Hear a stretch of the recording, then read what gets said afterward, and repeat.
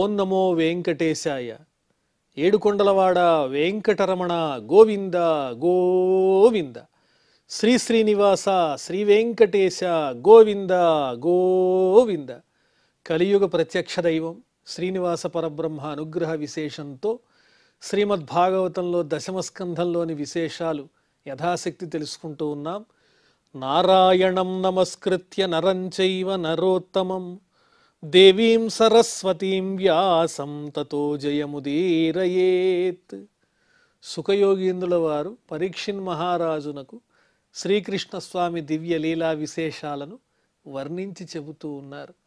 శ్రీకృష్ణుని ఆదేశం మేరకు హస్తినా పట్టణానికి చేరుకున్నటువంటి అక్రూరుల వారు ధృతరాష్ట్రుడు పాండవుల పట్ల ఏ విధంగా ప్రవర్తిస్తున్నాడో ఆ విషయాలన్నీ తెలుసుకుని సభలో స్నేహితుల ముందర చక్కటి ఉపదేశాన్ని చెబుతూ ఉన్నారు ధృతరాష్ట్రుల వారికి. ధర్మేణ పాలయన్నుర్వీం ప్రజాశీలేన రంజయన్ వర్తమాన సమస్వేషు శ్రేయఃకీర్తిమవాప్స్యసి. అక్రూరుల వారు అంటున్నారు ధృతరాష్ట్రునితో, అయ్యా మహారాజా, మీరు ధర్మంగా భూమిని పరిపాలిస్తూ సచ్చీలంతో ప్రజల యొక్క చక్కని మన్ననలు పొందుతారు. అదేవిధంగా మీ పరిపాలన ధర్మబద్ధంగా ఉన్నట్లయితే చక్కని కీర్తిని శ్రేయస్సుని పొందగలరు. అన్యథా త్వాచరంలోకే గర్హితో యాస్యసేతమః తస్మాత్ సమత్వే వర్తస్వ పాండవేష్వాత్మజేషు చ. చెప్పేస్తున్నారు సరాసరి విషయాన్ని అక్రూరుల వారు ధైర్యంగా ధృతరాష్ట్రునితో. మీరు ధర్మంగా ఉంటే కీర్తిని పొందుతారు, తద్విరుద్ధంగా అధర్మాన్ని ఆచరించినట్లయితే లోకంలో అందరి చేత తిరస్కరింపబడతారు, అసహ్యింపబడతారు, మీరు చిట్ట చివరకు నరకాన్ని పొందుతారు. కాబట్టి మీ సోదరుని పుత్రులైనటువంటి పాండవుల యందు మీ పుత్రుల యందు సమానమైనటువంటి ప్రేమతో ధర్మంతో వర్తింపవలసిందిగా ప్రార్థిస్తూ ఉన్నాను. నేహచాత్యంత సంవాస కస్యచిత్ కేనచిత్ సహ రాజన్ స్వేనాపి దేహేన కిము జాయాత్మజాదిభి. ఈ లోకంలో ఏది శాశ్వతం? ఎవరికైనా ఎవరితోనైనా నిత్యము సావాసము సంబంధము ఉంటుందా? ఎవరికి ఎవరు ఈ భూమి మీద శాశ్వతంగా నిలిచిపోరు కదా, ఈ దేహంతో ఉండరు. భార్యాపుత్రులు కానీ స్నేహితులు కానీ సుతులు కానీ వీళ్ళందరూ మనతో ఎల్లకాలము ఉండిపోరు. ఎల్లప్పుడూ వాళ్లతోనే మనం సంబంధం కలిసి ఉండం. ఏనాటికైనా విడిపోవలసిందే. ఈ దేహం అనేది శాశ్వతం కాదు. ధృతరాష్ట్ర మహారాజా, ఏకః ప్రసూయతే జంతుః ఏక ఏవ ప్రలీయతే ఏకోను భుంక్తే సుకృతం ఏక ఏవ చ దుష్కృతం. ఒక్కడిగానే పుడతాడు, అప్పుడు ఎవరు తోడుండరు కదా, ఒక్కడిగానే మరణిస్తాడు. అదేవిధంగా తాను చేసినటువంటి పుణ్యాలకు ఆ పుణ్యఫలాన్ని తానొక్కడే అనుభవిస్తాడు. పాపం చేస్తే దానికి సంబంధించిన పాపాన్ని, ఆ కర్మఫలాన్ని తానే అనుభవించాలి. అది ఎవరు పంచుకోరయ్యా. కాబట్టి బుద్ధి కలిగి ఉండి జ్ఞానంతో ప్రవర్తించు. ఎవరికి పాండవులకు హాని చెయ్యవద్దు. నువ్వు అలా తప్పుగా ప్రవర్తించినట్లయితే నరకానికి పోతావని చెబుతున్నాడు. అధర్మోపచితం విత్తం హరంత్యన్యే అల్పమేధసః సంభోజనీయాపదేశైః జలానీవ జలౌకసః. ఇప్పుడు నీటిలో ఉండేటువంటి జలచరాలు ఒక జలచరం పొందాల్సినటువంటి నీటిని వేరొక జలచరము ఆక్రమించి ఎలాగైతే తాగేస్తూ ఉంటుందో, అన్యాయంగా నువ్వు ఆర్జించినటువంటి నీ సంపదలన్నీ ఇంకొకళ్ళు అనుభవిస్తారు. అధర్మోపచితం విత్తం హరంత్యన్యే అల్పమేధసః. నువ్వు జాగ్రత్తగా నీ వాళ్ళ కోసం ఏదైతే అనుకుని కూడబెట్టి వాళ్ళు నా వాళ్ళు అని వాళ్ళ కోసం ఏదైతే మూటకట్టి పెట్టావో వాళ్ళు చివరికి నీ వాళ్ళు కారు. అల్పమైన బుద్ధి కలిగినటువంటి వాళ్ళు నువ్వు కూడబెట్టిన దాన్ని సర్వనాశనం చేస్తారు. అది కీర్తైనా సరే, సంపదైనా సరే. కాబట్టి జ్ఞానంతో మెలకువతో మెలగవలసిందని చెబుతున్నారు. పుష్ణాతి యానధర్మేణ స్వబుద్ధ్యాతం అపండితం తే అకృతార్థం ప్రహిణ్వంతి ప్రాణారాయ సుతాదయ. అజ్ఞాని అయినటువంటి వాడు ఏమనుకుంటాడు? నా పుత్రుల కోసం నేను సంపాదన చెయ్యాలి అనుకుంటాడు. ఆ పుత్రుడు సన్మార్గంలో ఉంటే కదా వాళ్ళు ఎలా ప్రవర్తిస్తారో మనం చెప్పగలమా? ఓ ధృతరాష్ట్ర మహారాజా, వాళ్ళ కోసం నువ్వు నీ సోదర పుత్రులైన పాండవులకు అన్యాయం చేసి రాజ్యమంతా నీ కుమారులకే కట్టబెట్టాలని ఏదైతే ఉపాయం చేస్తున్నావో దుర్యోధనుడికి ఇవ్వాలని, చిట్ట చివరికి ఆ దుర్యోధనుడు నీ కోసం కూడా ఎదురు చూడడు, సర్వాన్ని సర్వనాశనం చేసేస్తాడు, ఈ రాజ్యాన్ని అంతా పతనావస్థకి తెస్తాడు, అందులో సందేహం లేదు. నీవు అధర్మమైన బుద్ధితో గనక ప్రవర్తించినట్లయితే, అజ్ఞానంతో వర్తించినట్లయితే నీవు సార్థకమైన జీవితం కలిగినటువంటి వాడవు కావు. ఎవరైనా సరే స్వార్థంతో అన్యాయంగా ఆర్జించినటువంటి వాళ్ళు పండితులు కాదు, వాళ్ళ జీవితం కృతార్థం అవ్వదు. అలాంటి కృతార్థత లేని వాళ్ళ యొక్క సంపదలన్నింటినీ వాళ్ళ సంతానమే సర్వనాశనం చేయటానికి కూడా వెనకాడరు. చివరికి నీ ప్రాణాల విషయంలో కానీ, నీ సంపదల విషయంలో కానీ నీ పుత్రులు ఏమాత్రమూ ప్రమేయం కలిగి ఉండరు, నిన్ను కూడా విడిచిపెట్టేస్తారు, నీ కీర్తిని సర్వనాశనం చేస్తారు. ఎవరి కోసం నువ్వు పాకులు ఆడుతున్నావో వాళ్లే నీకు చెడ్డ కీర్తిని, అపకీర్తిని తీసుకొచ్చి పెడతారు. జాగ్రత్త ధృతరాష్ట్ర మహారాజా అని చెబుతున్నాడు.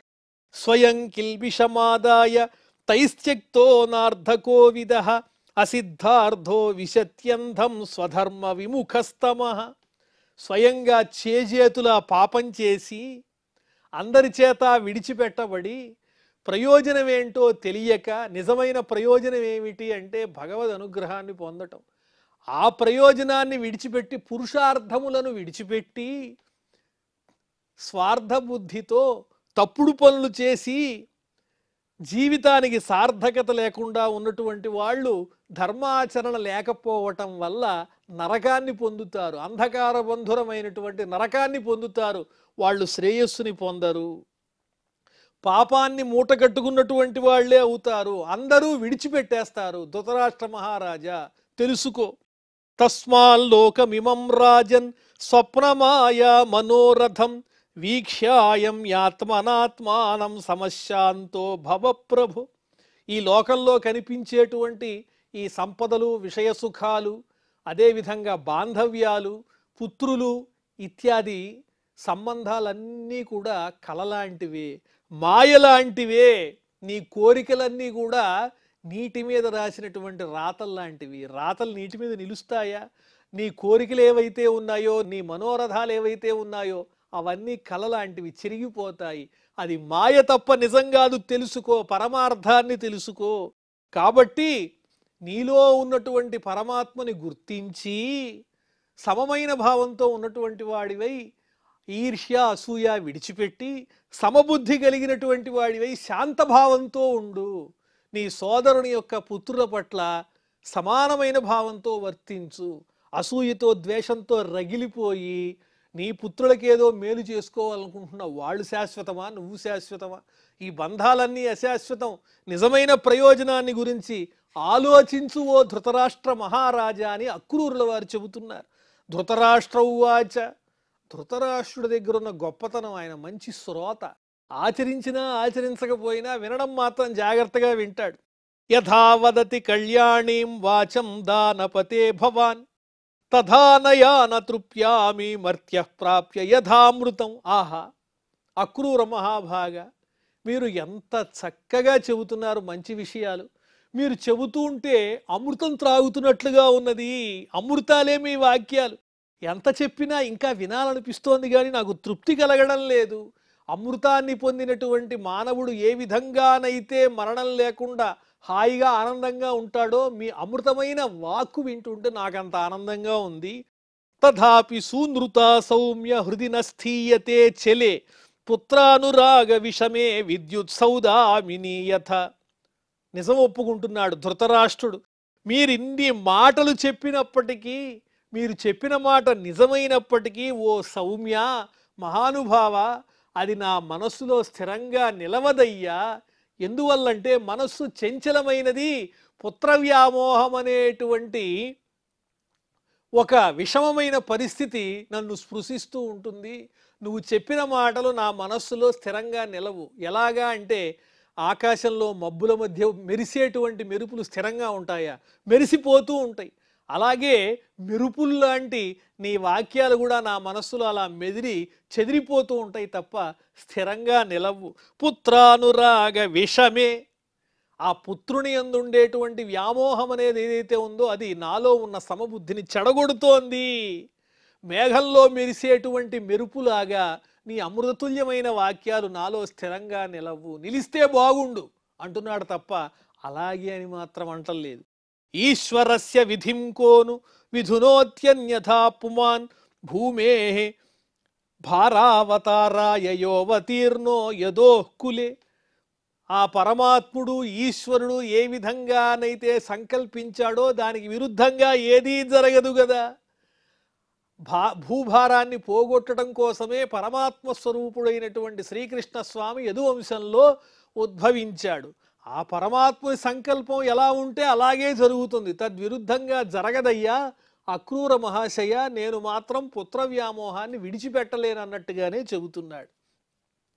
ఈ రకంగా ధృతరాష్ట్రుడు అక్రూరుడికి సమాధానమిస్తూ యో దుర్విమర్శపథయా నిజమాయయేదం సృష్ట్వా గుణాన్ విభజతే తదను ప్రవిష్టః తస్మై నమో దురవబోధ విహారతంత్ర సంసార చక్రగతయే పరమేశ్వరాయ. అంతా పరమేశ్వరుడి సంకల్పం అని చెబుతున్నాడు ధృతరాష్ట్రుడు.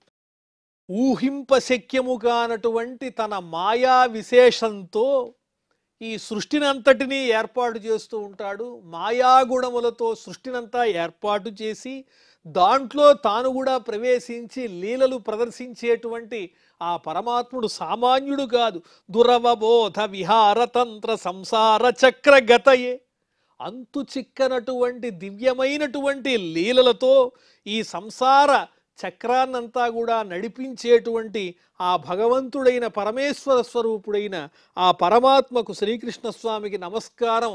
ఆ పరమాత్ముని సంకల్పం ఎలా ఉంటుందో అలాగే జరుగుతుంది.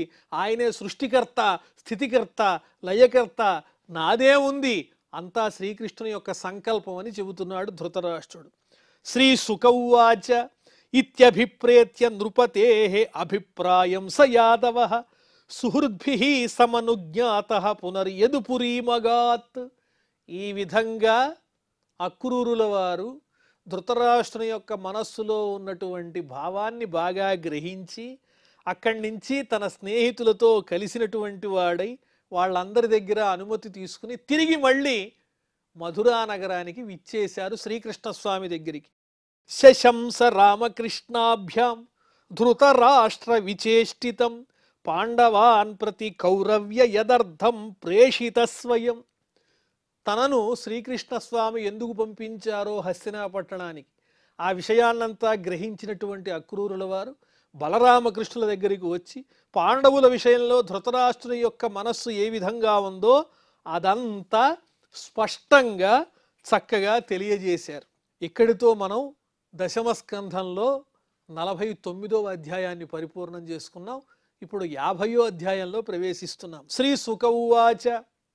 ఈ విధంగా బలరామకృష్ణులు పాండవుల యొక్క స్థితిగతులను వారి పట్ల ధృతరాష్ట్రుని యొక్క ప్రవర్తనను తెలుసుకున్న తరువాత అస్తి ప్రాప్తిశ్చ కంసస్య మహిష్యౌ భరతర్షభ మృతే భర్తరి దుఃఖార్తే ఈయతు స్వపితుర్గుహాన్.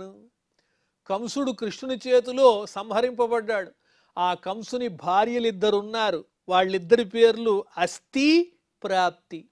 వీళ్ళిద్దరు ఎవరు అంటే జరాసంధుని యొక్క కూతుళ్ళు. ఆ జరాసంధుని కుమార్తెలనే కంసుడు వివాహం చేసుకున్నాడు. వాళ్ళిద్దరూ కూడా దుఃఖంతో కంసుడు మరణించాడన్నటువంటి బాధతో తమ భర్తని కృష్ణుడు సంహరించాడనేటువంటి దుఃఖంతో అస్థి, ప్రాప్తి అనే వాళ్ళిద్దరూ కూడా తమ తండ్రి గారి దగ్గరికి వెళ్ళి జరాసంధునితో జరిగినటువంటి విషయాన్నంతా చెప్పారు. నాన్నగారు ఆ శ్రీకృష్ణస్వామి వచ్చాడు, మా నాథుడు కంసుడిని కాస్త సంహరించాడని చెప్పారు. పిత్రే మగధ రాజాయ జరాసంధాయ దుఃఖితే వేదయాంచక్రతు సర్వం ఆత్మవైధవ్య కారణం. మగధ రాజ్యానికి రాజైనటువంటి ఆ జరాసంధుని కొరకు దుఃఖంతో కూడినటువంటి వీళ్ళిద్దరూ అస్థి, ప్రాప్తి, వీళ్ళిద్దరూ అతని కూతుళ్ళు, జరాసంధుని కూతుళ్ళు తండ్రి దగ్గరికి వెళ్ళి తమకు వైధవ్యం ప్రాప్తించటానికి ప్రధాన కారణం ఏమిటో వివరించి చెప్పారు. కృష్ణుడే దీనంతటికీ కారణం అని చెప్పారు. సతదప్రియమాకర్ణ్య శోకామర్షయుతో నృప అయాదవీం మహీం కర్తుం చక్రే పరమముద్యమం. ఎప్పుడైతే కృష్ణుడే కంసుణ్ణి సంహరించాడన్న వార్తని జరాసంధుడు విన్నాడో కోపంతో ఊగిపోయాడు. తన సంతానమైనటువంటి తన కుమార్తెలు అస్థికి ప్రాప్తికి అన్యాయం చేసినటువంటి ఆ కృష్ణుని మీద ప్రతీకారం తీర్చుకోవటమే కాకుండా ఈ భూమినంతటినీ యదువంశీయులే లేకుండా చెయ్యాలి. అయాదవి మహీంకర్తం, ఈ భూమి మీద యదువంశీయులు ఎవరు మిగలడానికి వీల్లేదు అని ఒక ఉద్యమాన్ని చేపట్టాడు. ఏ విధంగా అయినా యుద్ధం చేసి యదువంశీయులందరినీ సర్వనాశనం చేయాలని నిర్ణయం తీసుకున్నాడు. అక్షౌహిణీభిర్వింశత్య తిసృభిశ్చాపి సంవృతః యదు రాజధాని మధురాం న్యరుణత్ సర్వతో దిశం. 23 అక్షౌహిణీల సైన్యంతో బయలుదేరాడు. భటులు అంటే నడిచి వెళ్ళేటువంటి సైన్యము, అశ్వాలు, రథాలు, గజబలం, వీళ్ళందరితో కలిసి మొత్తం ఎన్ని అక్షౌహిణీల సైన్యం అంటే వింశత్యా తిసృభి 23 అక్షౌహిణీల సైన్యంతో కృష్ణుని మీద దండయాత్ర చేయటం కోసం మధురా పట్టణం మీద యుద్ధం ప్రకటించాడు. 4 వైపుల నుంచి పట్టణాన్ని ముట్టడించాడు. మధురా పట్టణాన్ని ఎవ్వరూ బయటికి వెళ్లకుండా. నిరీక్ష్య తద్బలం కృష్ణ ఉద్వేలమివ సాగరం స్వపురం తేన సమృద్ధం స్వజనంచ భయాకులం. నగరం చుట్టూ జరాసంధుని యొక్క సైన్యమంతా మోహరించేటప్పటికి కృష్ణుడు గమనించాడు. ఏమిటి ఇలా వచ్చేశాడు ఈ జరాసంధుడు అనుకున్నాడు. ఎలా ఉంది జరాసంధుని సైన్యం అంటే సముద్రము యొక్క అలల వలె భయంకరంగా ఉంది, ఘోషతో ఉన్నది. సముద్రం ఎలా వ్యాపించి ఉంటుందో కనుచూపారంతా సైన్యమే ఉన్నది, ఘోషతో ఉన్నది. అలాంటి సైన్యం తమ పట్టణం చుట్టూ ఆవరించేటప్పటికీ ఆ శ్రీకృష్ణస్వామి గమనించాడు. ఆ మధురా పట్టణంలో ఉన్నటువంటి ప్రజలందరూ భయపడిపోతున్నారు. అది కూడా కృష్ణస్వామి గమనించాడు. చింతయామాస భగవాన్ హరిః కారణమానుషః తద్దేశ కాలానుగుణం స్వావతార ప్రయోజనం. వెంటనే పరమాత్ముడైనటువంటి శ్రీకృష్ణస్వామి శ్రీ మహావిష్ణువేగా తాను ఎందువల్ల మానవునిగా భూమి మీద అవతరించాడో ఆ కారణాన్ని ఒక్కసారి స్మరించాడు. ఆ ప్రదేశాన్ని బట్టి ఆ సమయాన్ని బట్టి ఏం చెయ్యాలో నిర్ణయం తీసుకుంటున్నాడు. స్వావతార ప్రయోజనం, తాను అవతరించడానికి ప్రధాన ప్రయోజనం ఏమిటి? దుష్ట శిక్షణ. వచ్చారుగా దుష్టులు 23 అక్షౌహిణీల సైన్యం, వాళ్ళని తుదముట్టించటమే ఇప్పుడు చేయవలసిన కర్తవ్యమని నిర్ణయించుకున్నాడు. హనిష్యామి బలం హేతతు భువి భారం సమాహితం మాగధేన సమానీతం వస్యానాం సర్వభూభుజాం.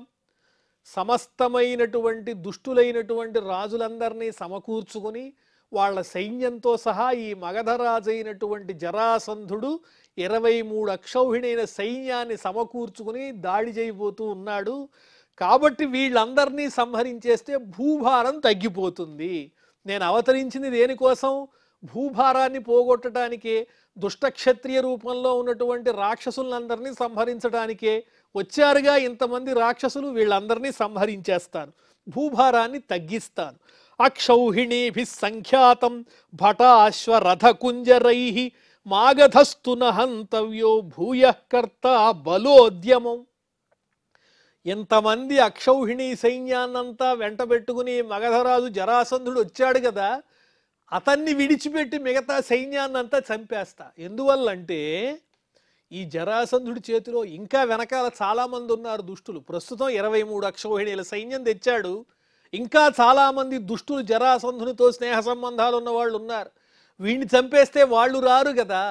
అందువల్ల జరాసంధుడు తీసుకుని వచ్చినటువంటి సైన్యాన్నంతా చంపేసి వాడిని ఒక్కడిని విడిచిపెడితే వాడు వెళ్ళి మళ్ళీ దుష్టులందరినీ పోగేసుకొస్తాడు, మళ్ళీ వాళ్ళందరినీ సంహరించవచ్చు. ఈ రకంగా భూభారం తగ్గించవచ్చు. కాబట్టి ఈ యుద్ధంలో జరాసంధుడిని ఒక్కడిని విడిచిపెట్టి అతడు తెచ్చినటువంటి సమస్త సైన్యాన్ని 23 అక్షౌహిణీల సైన్యాన్నంతా కూడా సర్వనాశనం చేసేయాలని పరమాత్ముడు సంకల్పం చేసుకున్నాడు.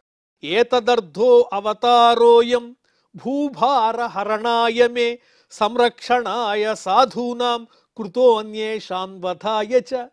ఇదే ప్రయోజనం కదా నా అవతార ప్రయోజనం. భూభారాన్ని హరించటమే ఈ అవతారంలో ఉన్న ప్రధానమైనటువంటి లక్ష్యం.